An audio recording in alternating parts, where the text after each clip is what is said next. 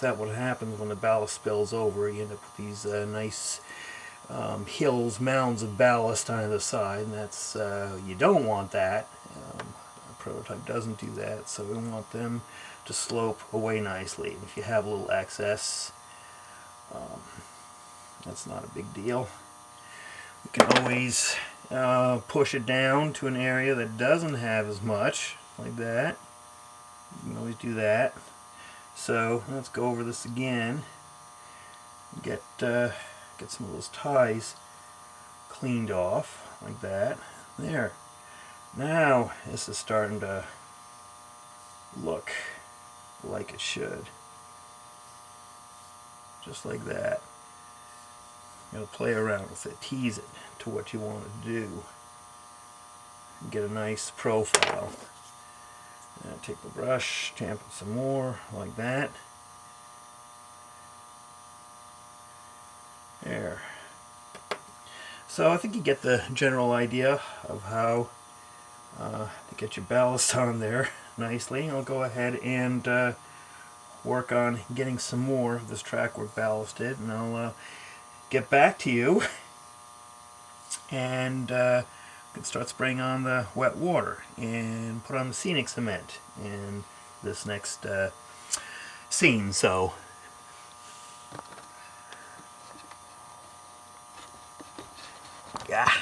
turn it.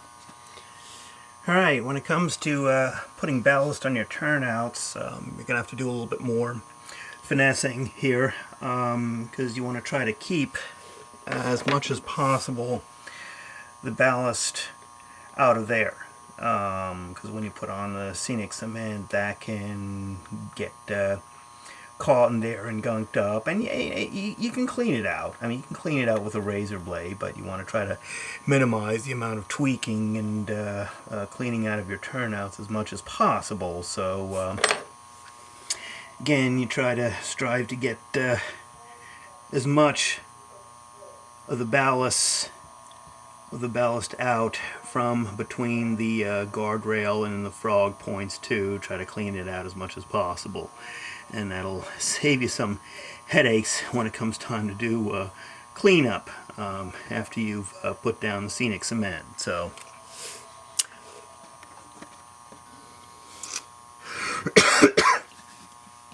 alright, now I got this section ballasted here. I'm going to go ahead and hit it with the wet water, and all this is a couple of drops of liquid dish detergent mixed in with water, and that's all there is to it. So alright, I'm going to do a fine mist, gentle mist from fairly high up.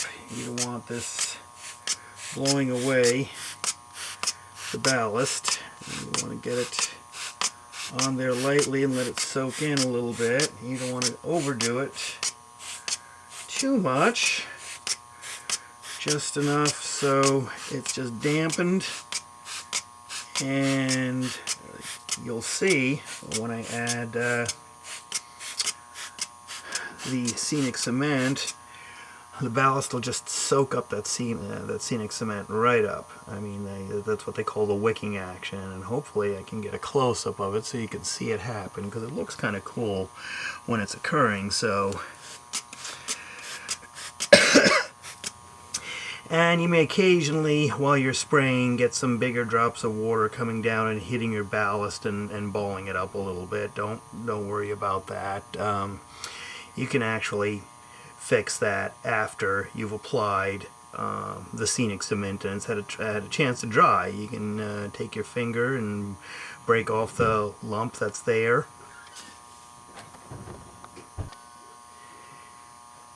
Again, if you got these little lumps here caused by some of the bigger drops, you can go ahead and fix those after you've applied the scenic cement and everything's dry. You're just going to rub with your finger and break it off, or if you have bare spots from a big drop of water hitting the ballast, you can go ahead and sprinkle a little ballast on there and hit it with scenic cement. Spray a little wet water on it. Oh man, it's cold. Wet water on it and put some scenic cement. You can do a little touching up there. So Go ahead and get my CX cement, and I'm going to start in the middle. Let me go ahead and I'll zoom in there and get a good view.